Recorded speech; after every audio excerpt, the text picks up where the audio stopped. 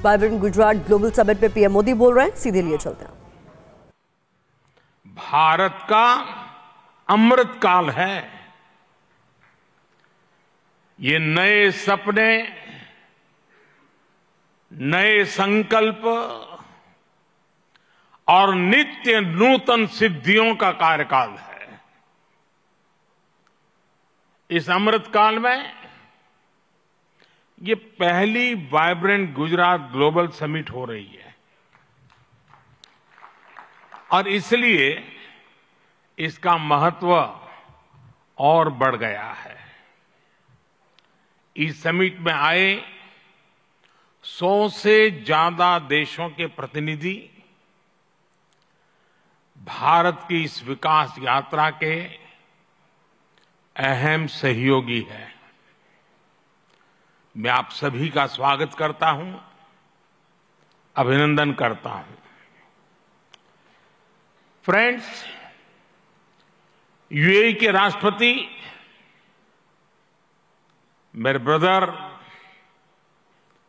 His highness Sheikh Mohamed bin Zayed का इस आयोजन में शामिल होना हमारे लिए बहुत खुशी की बात है।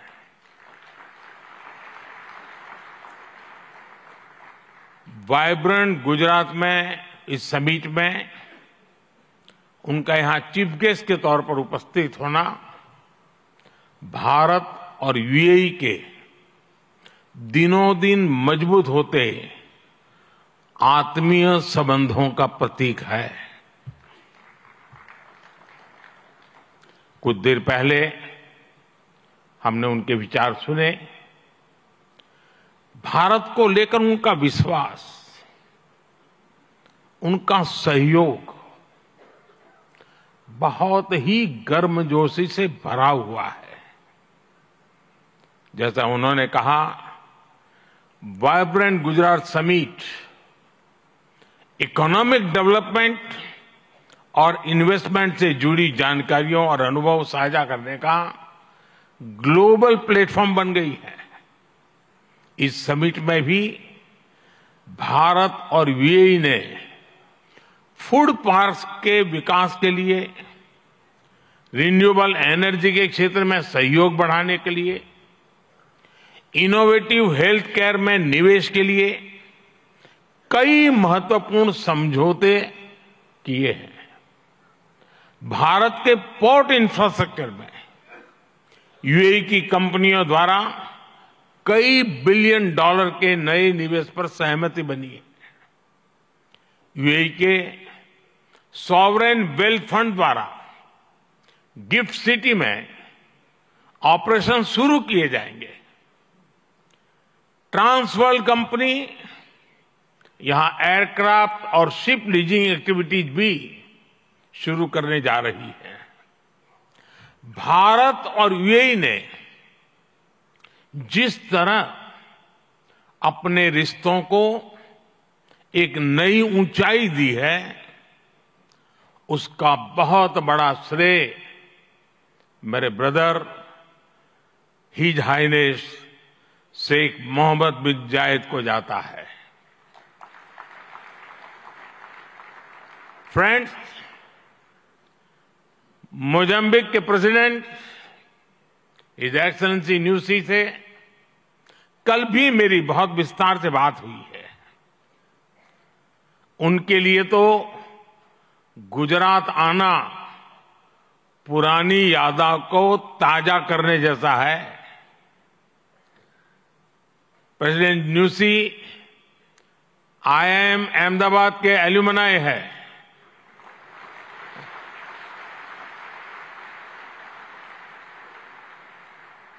भारत के लिए गर्व की बात है कि हमारी G20 प्रेसिडेंसी में अफ्रीकन यूनियन को स्थायी सदस्यता मिली। प्रेसिडेंट न्यूसी की भारत यात्रा से हमारे संबंधों को तो बल मिला ही है, भारत अफ्रीका के बीच घनिष्ठता और बढ़ी है। साथियों, चेक के प्रधानमंत्री हिज एक्सेलेंसी पैत्र फियाला जी की ये पहली भारत यात्रा इस पद पर है। वैसे वो भारत पहले भी आए हैं। चेक लंबे समय से वाइब्रेंट गुजरात समिट से जुड़ा हुआ है। भारत और चेक के बीच टेक्नोलॉजी, ऑटोमोबाइल्स, मैन्युफैक्चरिंग जैसे सेक्टर्स में सहयोग लगातार बढ़ रहा है। हिज एक्सेलेंसी पैत्र फियाला यात्रा से दोनों देशों के संबंध और मजबूत होंगे। हमारे यहां कहा जाता है अतिथि देवो भव, और प्रधानमंत्री के रूप में आपकी तो ये पहली भारत विजिट है।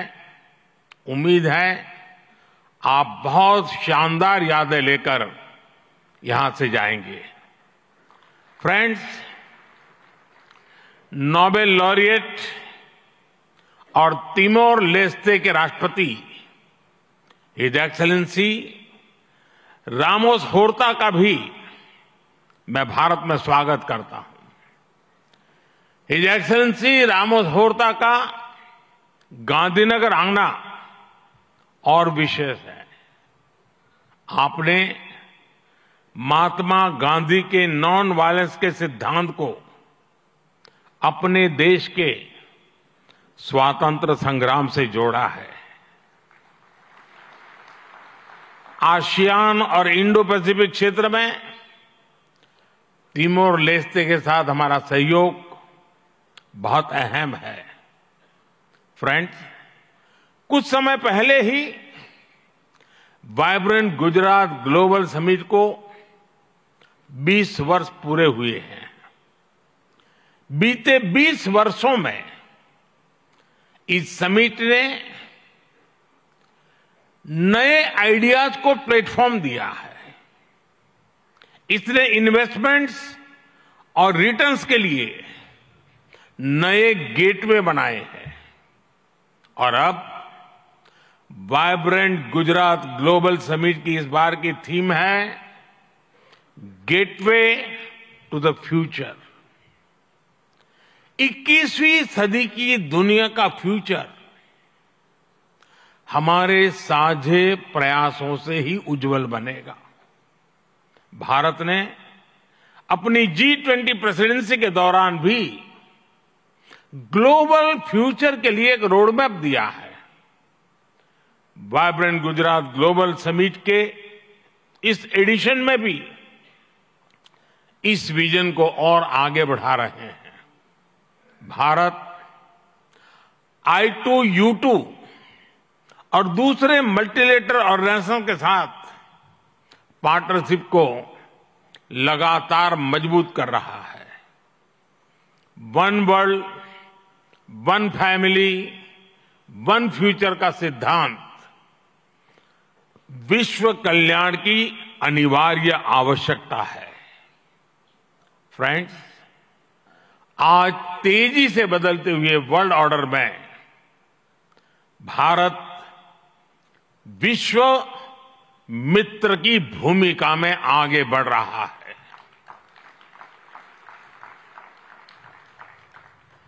आज भारत ने विश्व को ये भरोसा दिया है कि हम साझा लक्ष्य तय कर सकते हैं, अपने लक्ष्य प्राप्त कर सकते हैं। विश्व कल्याण के लिए भारत की प्रतिबद्धता, भारत की निष्ठा, भारत के प्रयास और भारत का परिश्रम आज की दुनिया को ज्यादा सुरक्षित और समृद्ध बना रहा है। The world looks at India as an important pillar of stability, a friend who can be trusted, a partner who believes in people-centric development, a voice that believes in global good, a voice of the global south, an engine of growth in the global economy, a technology hub for finding solutions, a powerhouse of talented youth, and a democracy that delivers. Friends, Bharat के 1.4 billion लोगों की priorities और aspirations, human centric development पर उनकी आस्था, inclusivity और equality का हमारा commitment, विश्व समृद्धि और विश्व के विकास का बहुत बड़ा आधार है।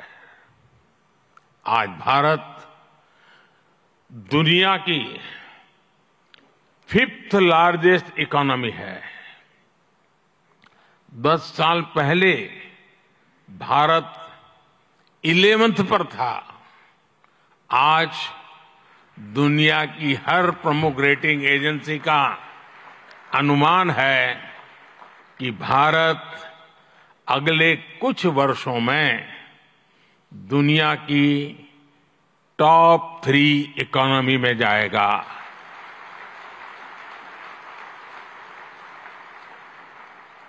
दुनिया के लोग जो एनालिसिस करना है करते रहे, मेरी गारंटी है कि हो जाएगा।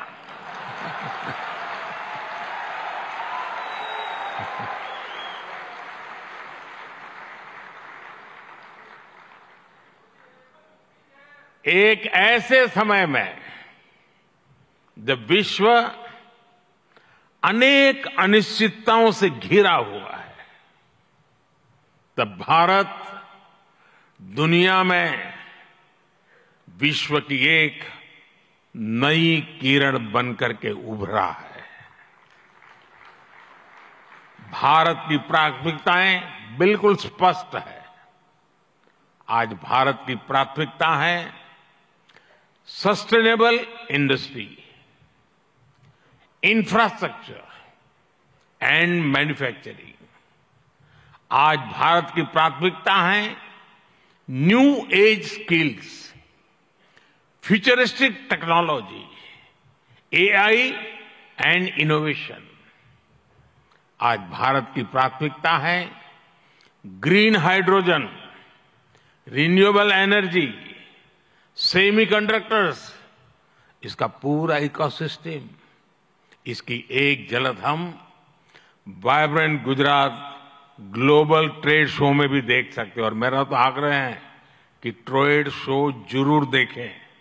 गुजरात के भी स्कूल कॉलेज के विद्यार्थी जरूर जाएं। कल दिन में मैंने हिज एक्सेलेंसी न्यूसी और हिज एक्सेलेंसी रामोस होर्ताई जी के साथ इस ट्रेड शो में काफी समय गुजारा है। इस ट्रेड शो में कंपनियों ने world class state of the art technology से बने प्रोडक्ट्स का निदर्शन किया है। E mobility, startups, blue economy, green energy और स्मार्ट इंफ्रास्ट्रक्चर जैसे ट्रेड शो में एक प्रकार से छाए हुए हैं। ये जितने भी सेक्टर्स हैं, इनमें इन्वेस्टमेंट के लिए आपके पास लगातार नए अवसर बन रहे हैं। साथियों, आप सभी वैश्विक परिस्थितियों से भली भांति परिचित है। ऐसे में आज अगर भारत की इकोनॉमी में इतना रेजिलियंस दिख रहा है, अगर आज भारत की ग्रोथ में इतना मोमेंटम दिख रहा है, तो इसके पीछे बड़ी वजह है बीते 10 वर्षों में स्ट्रक्चरल रिफॉर्म्स पर हमारा फोकस।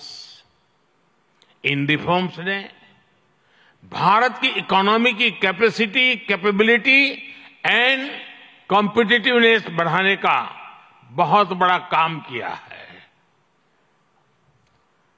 रिकैपिटलाइजेशन और आईबीसी से हमने भारत के बैंकिंग सिस्टम को दुनिया के सबसे मजबूत बैंकिंग सिस्टम में से एक बना दिया है।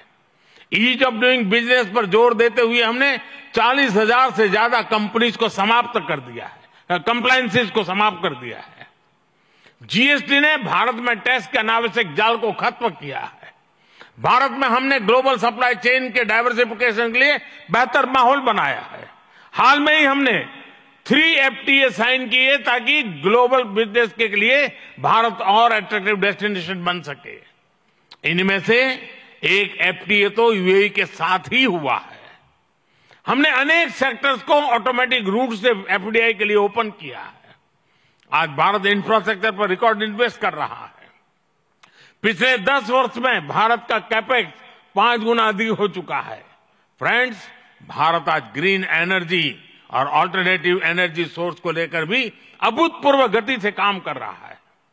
भारत की रिन्यूएबल एनर्जी कैपेसिटी 3 गुना बढ़ी है और सोलर एनर्जी कैपेसिटी में 20 गुना वृद्धि हुई है। डिजिटल इंडिया मिशन ने भारत में लाइफ और बिजनेस दोनों को ट्रांसफॉर्म कर दिया है। 10 वर्षों में सस्ते फोन और सस्ते डेटा से डिजिटल इंक्लूजन की नई क्रांति आई है। हर गांव तक ऑप्टिकल फाइबर पहुंचाने का अभियान, 5G का तेजी से विस्तार आम भारतीयों का जीवन बदल रहा है। आज हम दुनिया में तीसरे बड़े स्टार्टअप इकोसिस्टम है। 10 वर्ष पहले तक भारत में कुछ 100 स्टार्टअप थे। आज भारत में 1,15,000 रजिस्टर्ड स्टार्टअप्स है। भारत के ओवरऑल एक्सपोर्ट में भी रिकॉर्ड बढ़ोतरी हुई है।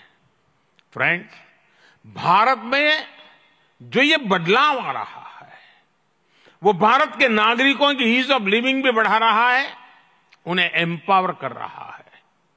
हमारी सरकार के 5 वर्षों में 13.5 करोड़ से ज्यादा लोग गरीबी से बाहर निकले हैं। भारत में मिडिल क्लास की एवरेज इनकम लगातार बढ़ रही है। भारत में फीमेल वर्कफोर्स के पार्टिसिपेशन में भी रिकॉर्ड वृद्धि हुई है। भारत के भविष्य के लिए ये बहुत अच्छी संकेत है और इसलिए मैं आप सभी का आह्वान करूंगा कि भारत की इस विकास यात्रा से जुड़िए, हमारे साथ चलिए। साथियों, लॉजिस्टिक्स को लेकर ईज ऑफ ट्रांसपोर्टेशन के लिए भी भारत में आधुनिक पॉलिसीज पर काम हो रहा है।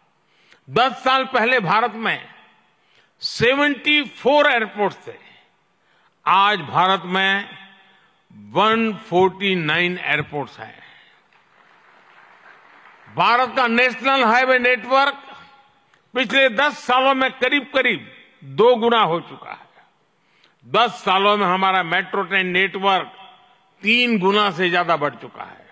गुजरात हो, महाराष्ट्र हो या फिर हमारी ईस्टर्न कोस्ट लाइन हो, इनको आज डेडिकेटेड फ्रेट कॉरिडोर से जोड़ा जा रहा है। भारत में आज अनेक नेशनल वाटरवेज पर एक साथ काम चल रहा है। भारतीय पोर्ट्स का टर्न अराउंड टाइम आज बहुत कॉम्पिटिटिव हो गया है।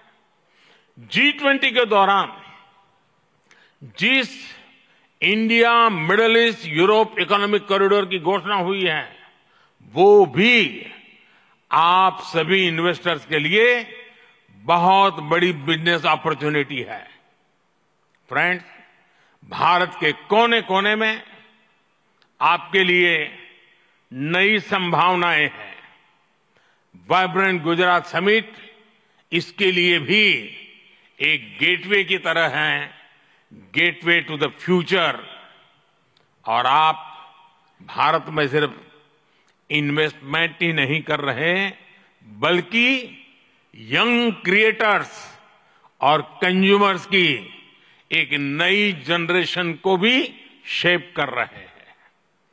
भारत के एस्पिरेशन से भरी यंग जनरेशन के साथ आपकी पार्टनरशिप को वो रिजल्ट लाकर दिखा सकती है जिसकी आपने कभी कल्पना भी नहीं की होगी।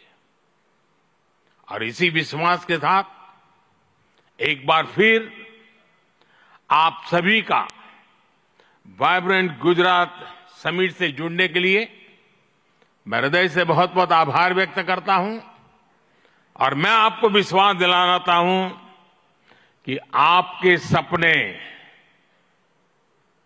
ये मोदी का संकल्प है।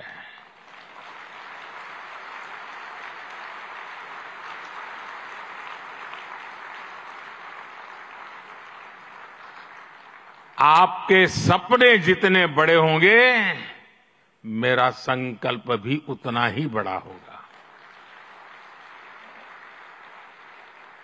आइए, सपने देखने के अवसर अनेक हैं, संकल्प पूरा करने का सामर्थ्य भी मौजूद है। बहुत बहुत धन्यवाद।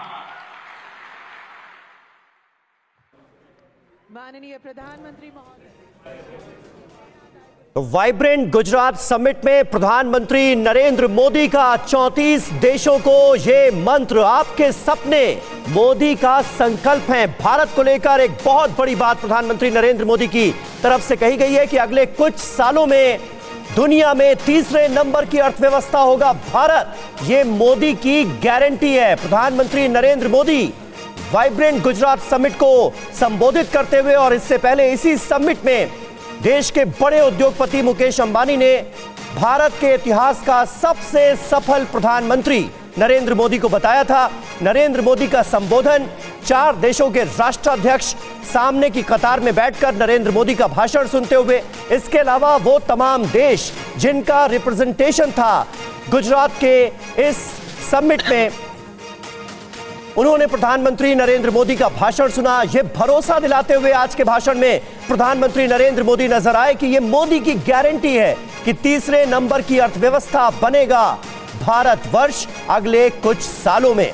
साथ ही साथ उन तमाम 34 देशों के प्रतिनिधियों को एक बहुत बड़ा मैसेज भी प्रधानमंत्री नरेंद्र मोदी ने दिया है, यह कहते हुए कि आपके सपने जितने बड़े होंगे मेरा संकल्प भी उतना बड़ा होगा। आपके सपने मेरा संकल्प है, यह भरोसा दिलाया है प्रधानमंत्री नरेंद्र मोदी ने। तस्वीरें आप देखिए अपने संबोधन के बाद। अब तमाम देशों के रिप्रेजेंटेटिव्स के साथ प्रधानमंत्री नरेंद्र मोदी मुलाकात कर रहे हैं।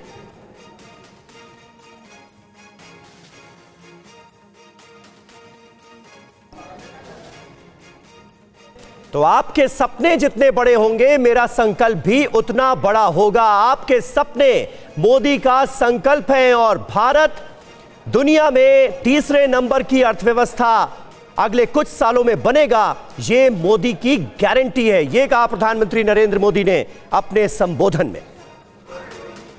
अहम खबर के साथ, महाराष्ट्र की सियासत में आज बहुत कुछ होने जा रहा है। स्पीकर के फैसले से पहले सीएम शिंदे ने क्या कहा है वो आपको बता दें। पक्ष में फैसला आने की उम्मीद है, यह कहा है सीएम एकनाथ शिंदे ने। बहुमत हमारे साथ है।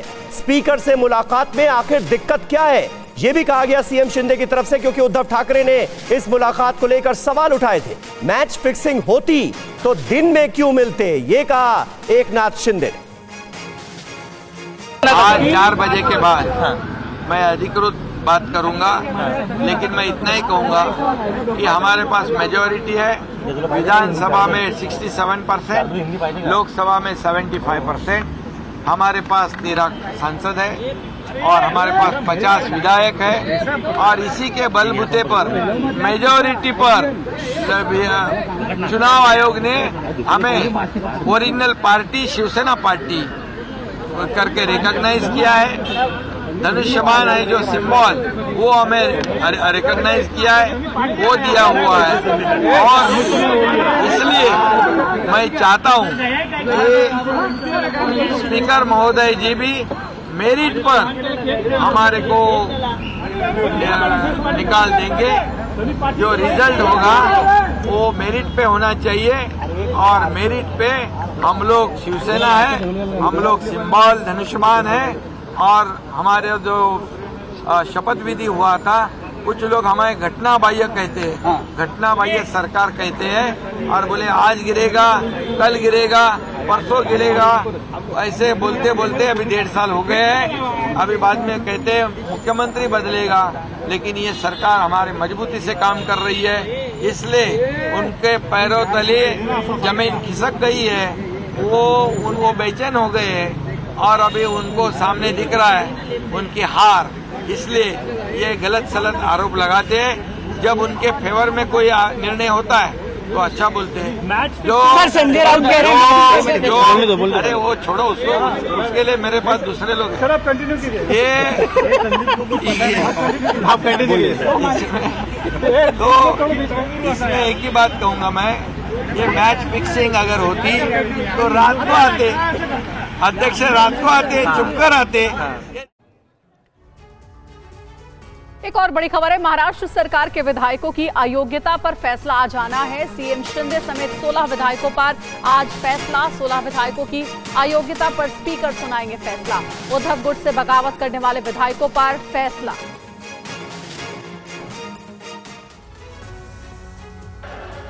पूरे देश की निगाहें आज महाराष्ट्र विधानसभा के स्पीकर पर लगी है। स्पीकर राहुल नार्वेकर को महाराष्ट्र के सीएम एकनाथ शिंदे समेत 16 विधायकों की अयोग्यता पर फैसला सुनाएंगे। ये फैसला उन सभी 40 विधायकों पर लागू होगा जो शिंदे गुट के साथ हैं। सुप्रीम कोर्ट के निर्देशों के मुताबिक विधानसभा स्पीकर ने सुनवाई पूरी कर ली है, जिसका फैसला आज आने वाला है। स्पीकर के फैसले में अगर एकनाथ शिंदे अयोग्य करार दिए जाते हैं तो उनका मुख्यमंत्री पद चला जाएगा। वहीं अयोग्यता के मामले में फैसला आने से पहले महाराष्ट्र के उप मुख्यमंत्री देवेंद्र फडणवीस ने कहा है कि सरकार स्थिर है और रहेगी।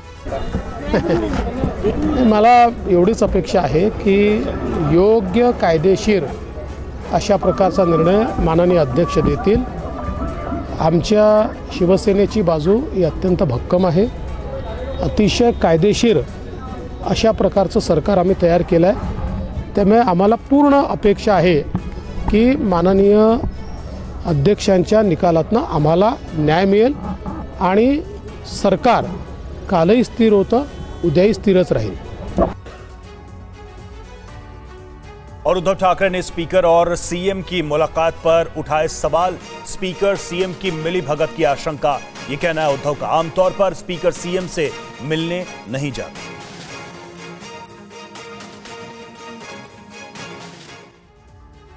शिवसेना विधायकों की अयोग्यता के मामले में अदालत के फैसले से पहले उद्धव गुट ने सुप्रीम कोर्ट में हलफनामा दायर किया है।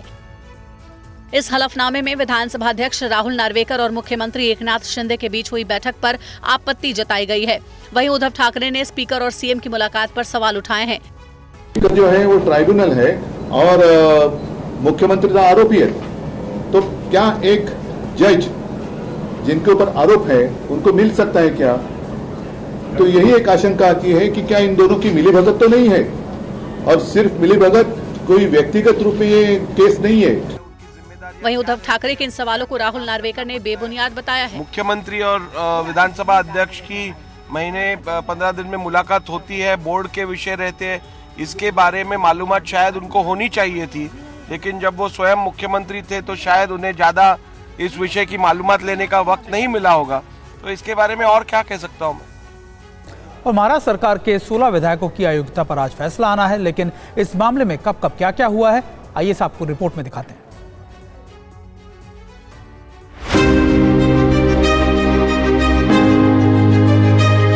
विधायकों की अयोग्यता मामले में सुप्रीम कोर्ट ने फैसला सुनाने की समय सीमा 31 दिसंबर 2023 तय की थी, लेकिन उससे कुछ दिन पहले 15 दिसंबर को कोर्ट ने 10 दिन की मोहलत देते हुए फैसले की नई तारीख 10 जनवरी तय कर दी। इससे पहले जून 2022 में एकनाथ शिंदे और कई विधायकों ने तत्कालीन मुख्यमंत्री उद्धव ठाकरे के खिलाफ विद्रोह कर दिया था, जिसके कारण शिवसेना विभाजित हो गयी।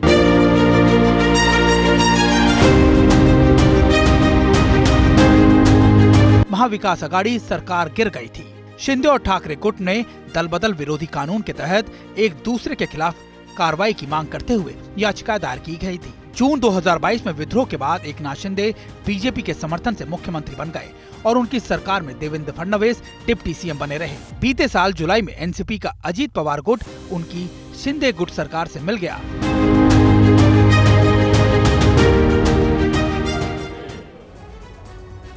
और बागी विधायकों पर फैसले से पहले संजय राउत का बड़ा बयान आया है। सीएम शिंदे गैर कानूनी तरीके से कुर्सी पर बैठे हैं। हमारे हिसाब से मुख्यमंत्री अपराधी हैं। महाराष्ट्र में आज शाम 4 बजे मैच फिक्सिंग होने जा रही है। इन तमाम बातों का जिक्र किया है संजय राउत ने। ये मैच फिक्सिंग है, ये मैच फिक्सिंग है। इस प्रकार की मैच फिक्सिंग महाराष्ट्र में होने जा रही है आज 4 बजे। मैं इसलिए कहता हूँ, विधानसभा का जो हमारा स्पीकर या अध्यक्ष है मिस्टर नार्वेकर, उन्हें सर्वोच्च न्यायालय ने ट्रिब्यूनल का दर्जा दिया है कि आप निर्णय लीजिए, आप न्याय कीजिए इस बारे में, डिस्क्वालिफिकेशन के बारे में। और हमारा जो कहना है, इस राज्य के मुख्यमंत्री गैर कानूनी तरीके से सत्ता पर बैठे हैं।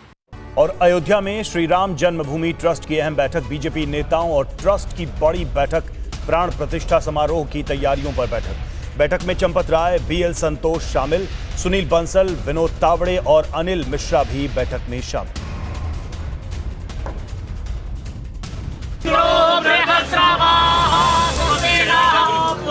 ये तस्वीरें मथुरा के बांके बिहारी मंदिर की है। अयोध्या में राम मंदिर के उद्घाटन को लेकर मथुरा में भी उत्सव का माहौल है। 22 जनवरी को अयोध्या में भगवान श्री राम के मंदिर में होने वाले प्राण प्रतिष्ठा समारोह के लिए वृंदावन से खास उपहार भेजे जा रहे हैं। बांके बिहारी जी के यहाँ से भगवान श्री राम की आरती के लिए चांदी का शंख, इत्र, माला और चांदी की बांसुरी भेजी जा रही है। ब्रजवासियों के लिए और समस्त गोस्वामियों के लिए बड़े हर्ष का विषय है कि भगवान राम अपने निज मंदिर में बहुत वर्षों बाद बैठने वाले हैं। बड़ा उल्लास है ब्रजवासियों में।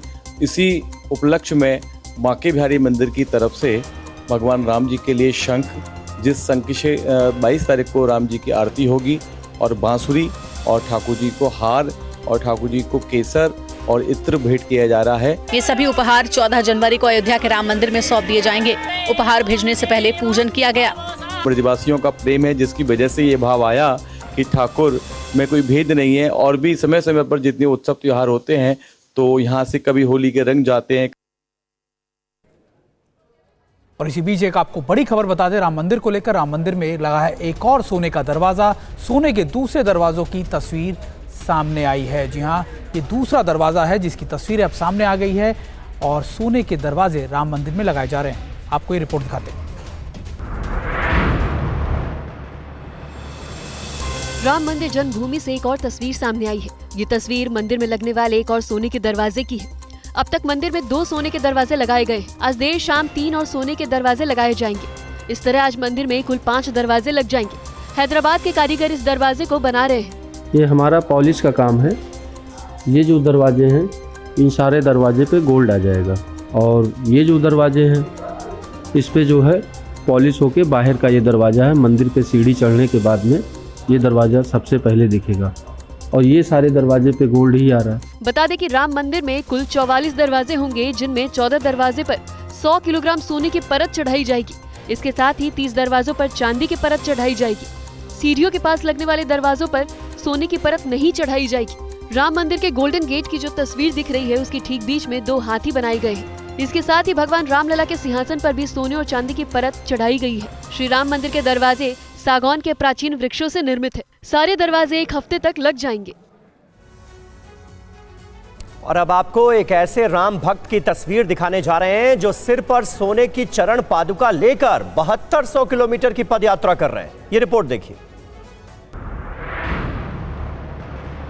अयोध्या में 22 जनवरी को राम मंदिर की प्राण प्रतिष्ठा होनी है। उसके लिए तेलंगाना के हैदराबाद में रहने वाले चल्ला श्रीनिवास शास्त्री ने सोने और चांदी से भगवान राम के लिए चरण पादुका तैयार की हैं। वो इस चरण पादुका को सिर के ऊपर रखकर पैदल ही अयोध्या के लिए निकल पड़े हैं। चांदनी 8 किलो चांदनी से चरण पादुका बनाया। अभी गोल्ड कोटिंग भी हो गया। ये चरण पादुका लेकर पूरा भारत में हर मंदिर में हर संत लोगों से पूजन किया, रामेश्वरम से लेकर बद्रीनाथ तक। अभी राम जी का कैसा अरण्यवास गमन है, अयोध्या से रामेश्वरम तक कैसा गया, वही रास्ते पे अभी पैदल से जा रहा हूँ। चल्ला श्रीनिवास शास्त्री ने इस चरण पादुका को 8 किलो चांदी से बनवाया है, जिस पर सोने की परत चढ़ाई गई है, जिसकी कीमत 64 लाख के करीब है। श्रीनिवास शास्त्री के द्वारा बनाए गए इस चरण पादुका को लेकर जहाँ भी जा रहे हैं, वहाँ लोग चरण पादुका की पूजा कर रहे हैं। पूरा राम जी ने किधर किधर घुमा, वही ढूंढ के जंगल पहाड़ी का ऊपर पूरा देख के इसे आ रहा हूँ। 22 जनवरी को अयोध्या में रामलला की प्राण प्रतिष्ठा कार्यक्रम से पहले देश में उल्लास का माहौल है। गुजरात से चली 108 फीट लंबी अगरबत्ती जैसे ही बाराबंकी पहुंची, लोग जय श्री राम के नारे लगाने लगे। ये तस्वीरें बाराबंकी की है, जहां गुजरात से निकली 108 फीट लंबी अगरबत्ती बाराबंकी पहुंच गई है। अगरबत्ती के दर्शन के लिए भक्तों का तांता लगा हुआ है। लोग जय श्री राम के नारों के साथ अगरबत्ती का वीडियो बना रहे हैं। 108 फीट लंबी धूप अगरबत्ती जैसे ही बाराबंकी पहुंची, लोगों ने फूलों से उसका स्वागत किया। देर रात सैकड़ों लोगों ने धूप बत्ती का किया स्वागत और जय श्री राम के नारे लगाए। बता दें कि ये अगरबत्ती गुजरात में तैयार की गई है, जिसको बनाने में 6 महीने का वक्त लगा है और इसका वजन 3610 किलो का है, जिसकी लंबाई 108 फीट है। इस अगरबत्ती को बनाने में देसी गाय का गोबर और देसी गाय का घी इस्तेमाल किया गया है। धूप सामग्री सहित अनेक प्रकार से जड़ी बूटियों का भी इसमें इस्तेमाल किया गया है। ये अगरबत्ती करीब 1.5 महीने तक चलेगी। 108 फीट लंबी अगरबत्ती 50 किलोमीटर के इलाके में अपनी खुशबू फैलाएगी। इस अगरबत्ती की चौड़ाई करीब 3.5 फीट की है। और अगरबत्ती के साथ अयोध्या में जलेगा 1100 किलो का दीपक। वडोदरा के से कोटा पहुंचने पर दिए का भव्य स्वागत किया गया। तस्वीरें रामलला के लिए बनाए गए 1100 किलो के दिए की है। इस दिए को 5 धातुओं से बनाया गया है। इस दिए के अंदर कॉपर का इस्तेमाल किया गया। इस दीपक को बड़ौदरा के अरविंद भाई पटेल ने बनाया है। अरविंद भाई पटेल इस दिए को ट्रक पर रखकर 7 जनवरी को अयोध्या के लिए निकल गए हैं। ये दिया 11 जनवरी को अयोध्या पहुंचेगा। राजस्थान के कोटा पहुंचने पर इस दिए के साथ चल रही टीम का जोरदार स्वागत किया गया। इस मौके पर कोटा दक्षिण के विधायक संदीप शर्मा ने कहा कि 22 जनवरी को पूरा देश दिवाली मनाएगा। ये दिया अयोध्या में 1 महीने तक निरंतर जलता रहेगा। 22 जनवरी को जो लोग अयोध्या नहीं जा पाएंगे, वो अपने अपने क्षेत्रों में, अपने घरों में दीपक जलाएंगे, लाइट जलाएंगे, आतिशबाजी करेंगे और पुनः हमें दीपावली जैसा स्वरूप 22 जनवरी को नजर आएगा। इस दिए में 500 किलो तक घी भरा जा सकता है। इस दिए की भव्यता और आकार बेहद शानदार है। 22 जनवरी को रामलला की प्राण प्रतिष्ठा का दिवस है, जिसे पूरा देश दिवाली की तरह मनाएगा। 500 वर्षों के बाद रामलला पूर्ण अपने जन्म स्थान पर स्थापित किए जाएंगे। चलिए, एक बड़ा अपडेट आ रहा है लोकसभा चुनावों को लेकर। यूपी की 80 लोकसभा सीटों पर इंडिया फ्रंट में पेंच फंस गया, जहां समाजवादी पार्टी ने पेश किया है विधानसभा के आंकड़े। विधानसभा चुनावों में समाजवादी पार्टी से पीछे थी कांग्रेस। कांग्रेस को ज्यादा सीटें देने के मूड में नहीं है समाजवादी पार्टी।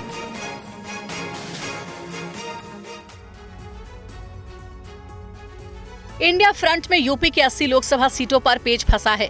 समाजवादी पार्टी इस बार कांग्रेस को कम से कम सीटें देने के मूड में है। इसके लिए समाजवादी पार्टी पिछले विधानसभा चुनाव का आंकड़ा लेकर बातचीत की मेज पर बैठी है।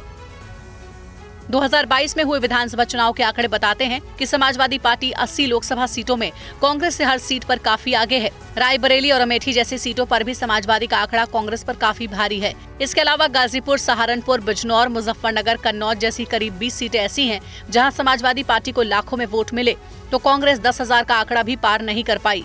वहीं पीएम की बनारस सीट की बात करें तो समाजवादी पार्टी को 4 लाख के करीब वोट मिले तो कांग्रेस को सिर्फ 50,000 वोट हासिल हुए। इन सभी आंकड़ों और दलीलों को लेकर समाजवादी पार्टी ने सीट शेयरिंग की बिसात बिछाई है। अगली बैठक 12 को जल्दी सब हो जाएगा, डोंट वरी। सर, कोई लड़ाई नहीं, कोई मनमुटाव नहीं, कोई मनमुटाव देखा नहीं किसी के। देखो चले, देखिए सलमान साहब जा रहे हैं और लोग जा रहे हैं, दे आर ऑल हैप्पी। और समाजवादी पार्टी की चुनावी तैयारियों से जुड़ी अहम खबर है। लखनऊ में समाजवादी पार्टी की बड़ी बैठक, चुनावी तैयारियों की समीक्षा करेंगे Akhilesh Yadav. Social media cell शिक्षक सभा की भी बैठक है। सोशल मीडिया पर प्रचार को लेकर इस बैठक में मंथन होगा। शिक्षकों के साथ भी बात करेगी समाजवादी पार्टी।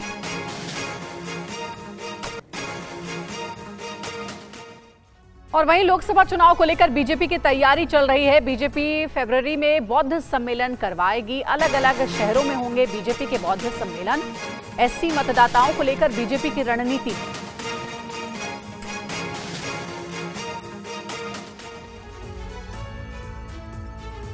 लोकसभा चुनाव के लिए बीजेपी ने मजबूत रणनीति बनाई है। जेपी नड्डा की राष्ट्रीय महासचिवों के साथ 2 घंटे चली बैठक में आगे का एक्शन प्लान तैयार किया गया। तो राम मंदिर के लिए तय किए गए कामों की समीक्षा भी हुई। साथ ही अयोध्या जाने वाली बीजेपी के वरिष्ठ नेता और महासचिवों की टीम के लिए किए जाने वाले कामों पर भी चर्चा हुई। इसके अलावा जेपी नड्डा ने महासचिवों को चुनाव को लेकर अलग अलग जिम्मेदारियां सौंपी हैं। सूत्रों के मुताबिक विनोद तावड़े को ज्वाइनिंग कमेटी का हेड बनाया गया है, यानी लोकसभा चुनाव के मद्देनजर देश भर में दूसरी पार्टी के नेताओं या नए व्यक्तियों को बीजेपी में शामिल कराने का काम विनोद तावड़े और उनकी टीम करेगी। इस क्रम में बीजेपी के राष्ट्रीय महामंत्री दुष्यंत गौतम को देश में बौद्ध सम्मेलन कराने का जिम्मा सौंपा गया है। बीजेपी फरवरी में 3 बौद्ध सम्मेलन करेगी। एक बौद्ध महासम्मेलन को खुद पीएम मोदी संबोधित करेंगे, तो राधा मोहन दास अग्रवाल को घोषणा पत्र के लिए मुद्दे और रिसर्च वर्क करने का जिम्मा सौंपा गया है। इसी तरह से पार्टी के कैंपेन, प्रचार प्रसार, अन्य महत्वपूर्ण सांगठनिक विषय सुनील बंसल और अन्य महामंत्रियों को दिया गया है। और वाइब्रेंट गुजरात शिखर सम्मेलन में दुनिया के 34 देशों के लोग हिस्सा ले रहे हैं। सम्मेलन में शामिल राजनयिकों, कारोबारियों और नेताओं ने पीएम मोदी के विजन की जमकर तारीफ की। 10 से 12 जनवरी तक चलने वाली वाइब्रेंट गुजरात शिखर सम्मेलन का ये 10वां एडिशन है। इस साल शिखर सम्मेलन का theme gateway to the future है। माननीय प्रधानमंत्री जी के विकसित भारत के विजन के अनुरूप ही हमने 10th वाइब्रेंट गुजरात समिट की theme gateway to the future रखी है। यह समिट भारत के अमृत काल का पहला समिट है। वाइब्रेंट गुजरात शिखर सम्मेलन में दुनिया के 34 देशों के प्रतिनिधि हिस्सा ले रहे हैं। देश विदेश के बड़े बड़े कारोबारी भी सम्मेलन में हिस्सा ले रहे हैं। रिलायंस इंडस्ट्रीज के चेयरमैन मुकेश अंबानी ने कहा कि देश आज विकास की नई ऊंचाइयां छू रहा है और पीएम मोदी के विजन की वजह से ये मुमकिन हो पाया है। My friends abroad ask me, what is the meaning of this slogan? Millions of Indians are chanting, Modi है तो मुमकिन है। I tell them, it means India's Prime Minister makes the impossible possible with his vision, determination and execution. वहीं vibrant Gujarat global summit में Adani group के chairman Gautam Adani ने बड़ा ऐलान किया है। उन्होंने गुजरात में 2 लाख करोड़ के निवेश की बात कही।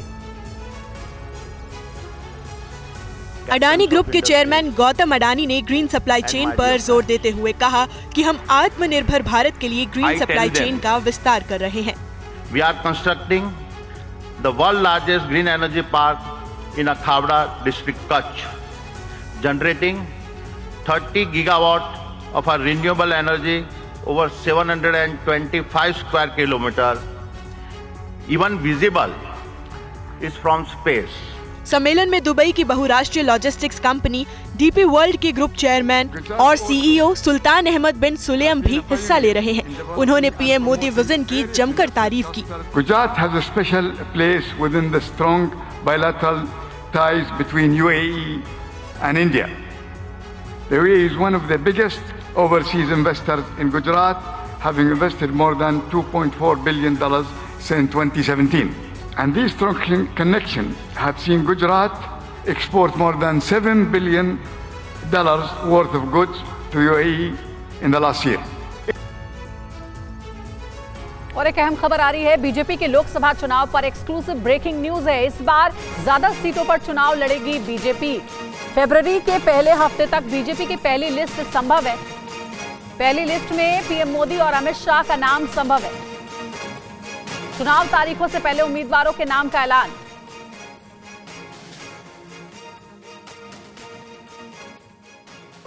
और पहली लिस्ट में 166 सीटों के नाम का ऐलान संभव है। सी और डी कैटेगरी में 80-80 सीटों के नाम। 40 मंत्रियों को कमजोर सीटों की जिम्मेदारी दी गई। 70+ के नेताओं को टिकट न देने का प्लान और 3 बार से अधिक जीते सांसदों का टिकट कट सकता है। आनंद प्रकाश पांडे इस वक्त हमारे साथ हमारे संवाददाता जुड़ चुके हैं। आनंद, क्या है बीजेपी का प्लान? बिल्कुल, बीजेपी का प्लान ये है कि जो बीजेपी की कमजोर सीटें हैं, यानी कि ऐसी सीटें जो बीजेपी आज तक नहीं जीती है, या फिर वो सीटें जिसमें पिछली बार जीत का मार्जिन बेहद कम था, उन सीटों का ऐलान बीजेपी फरवरी के पहले हफ्ते में कर सकती है। और बीजेपी का आपको याद होगा कि छत्तीसगढ़, मध्य प्रदेश में भी बीजेपी ने ऐसी जो कमजोर सीटें थी, उन उम्मीदवारों के नाम उन सीटों पर पहले ऐलान किए थे, जिसका फायदा बीजेपी को हुआ था। उसमें से आधी से ज्यादा सीटें बीजेपी ने जीत ली थी। इस बार बीजेपी यही रणनीति अपनाएगी और जो बीजेपी की पहली सूची आएगी उसमें प्रधानमंत्री नरेंद्र मोदी का नाम होगा, अमित शाह के नाम होगा, के नाम होगा।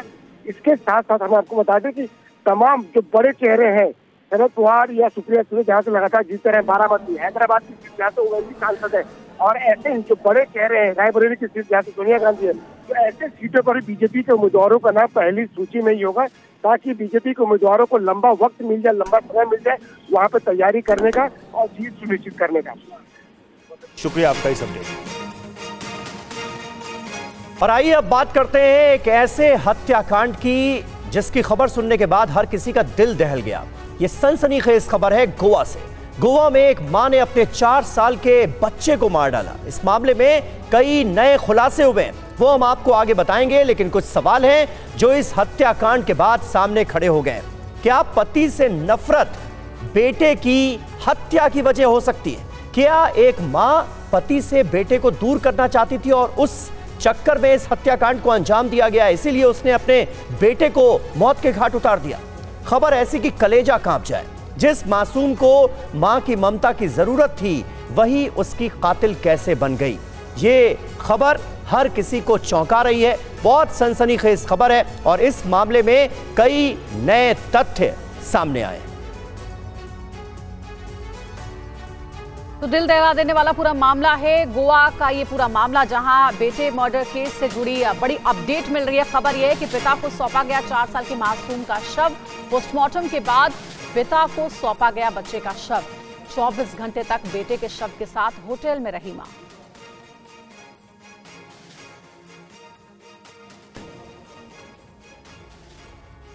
और आइए आपको बताते हैं कि इस हत्याकांड में 10 बड़े खुलासे कौन कौन से हैं। पहला खुलासा, बच्चे की मौत दम घुटने से हुई। गला घोटकर बच्चे की हत्या की गई, ये जानकारी अभी तक सामने आई है। बच्चे का मुंह तकिए या किसी और चीज से दबाया गया। दम घुटने से बच्चे के चेहरे और चेस्ट में सूजन आ गया। गला दबाने से बच्चे की नाक से खून निकला। गला दबाए जाने के साफ निशान मिले हैं। बच्चे की मौत 36 घंटे पहले हो गई थी और बच्चे की हत्या 6 जनवरी को की गई थी। मासूम की लाश के साथ महिला 24 घंटे तक रही। बच्चे के शरीर पर चोट या संघर्ष के निशान नहीं है।